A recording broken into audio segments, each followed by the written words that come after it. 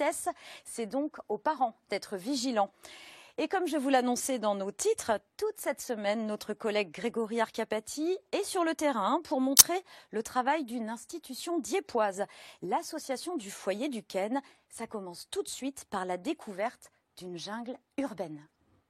Bonsoir, cette semaine je vous propose de partir avec nous à la rencontre de l'association du foyer du Ken à Dieppe, une structure qui a été créée il y a 56 ans et qui compte aujourd'hui 14 salariés. Son objectif, venir en aide aux habitants et aux enfants des différents quartiers de Dieppe. Pour cela, plusieurs ateliers et animations sont proposés par l'association. Il y a d'ailleurs quelque chose juste derrière ces fenêtres qui ont été peintes et vous allez le voir, c'est assez inattendu et surprenant. Alors vous le voyez, nous sommes dans une véritable jungle, il y a des légumes, des fruits, des fleurs, des plantes. Et pour en savoir plus, je vous propose d'aller à la rencontre de Nicole. Bonjour Nicole. Bonjour. Alors est-ce que vous pouvez nous dire où est-ce qu'on se trouve ici?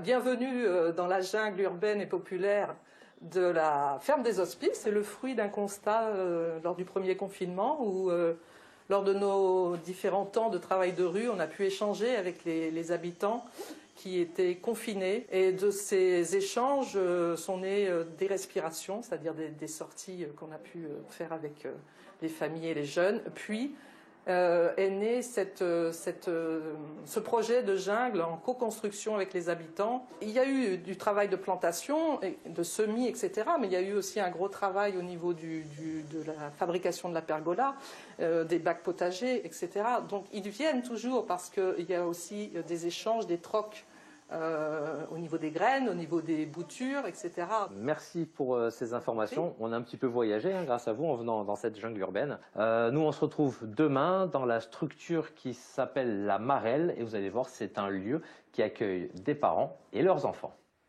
Merci beaucoup Grégory.